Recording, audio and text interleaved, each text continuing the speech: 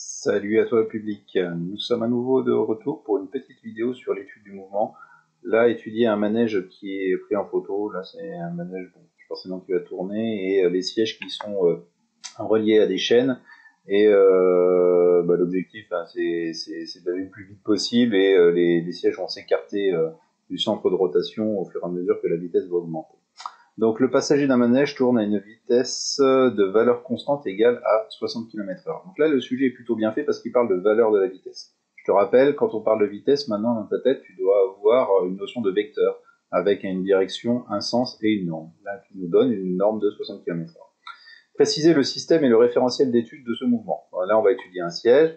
Le référentiel d'étude, ça va être le référentiel terrestre. Après, on pourrait très bien s'amuser à prendre le référentiel du manège. Si on prend un référentiel qui bouge en même temps que le manège, on pourrait très bien dire que le siège est immobile par rapport au manège. Si le siège est attaché à ce point fixe ici, on peut considérer que lorsqu'il est à vitesse constante, le siège est immobile.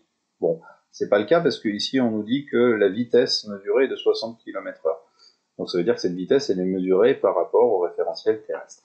Donc le système étudié, c'est le passager dans le référentiel terrestre. Quelle est la nature du mouvement évoqué dans l'énoncé? Donc là, on a évidemment une rotation circulaire. Donc on a une rotation circulaire et on peut rajouter uniforme si on considère que la vitesse du manège est constante. Représenter la trajectoire du dessus ainsi que le vecteur vitesse en 3 points de la trajectoire.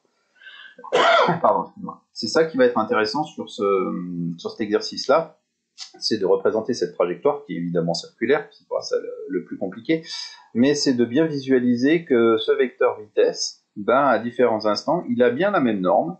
On est toujours ici à 60 km/h. J'ai bien indiqué ici une échelle, 20 km/h pour 1 cm, donc j'ai dessiné des vecteurs qui font 3 cm de long.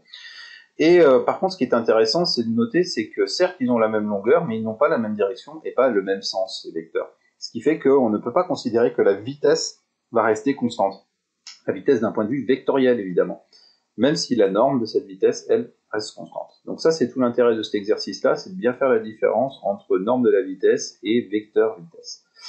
Quelles caractéristiques du vecteur vitesse évoluent lors de ce mouvement? Là, si tu te poses la question, c'est que justement, ils essayent de savoir si tu as bien fait le distinguo entre vecteur vitesse et norme de vitesse. Donc là, évidemment, c'est la direction. Je te rappelle, direction, ça rime avec inclinaison.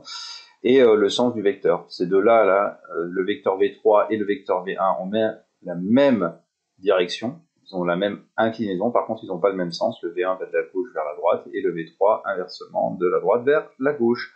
Voilà, j'espère que cet exercice aura permis de un peu clarifier ce vocabulaire. Et puis, je te dis à bientôt sur la chaîne.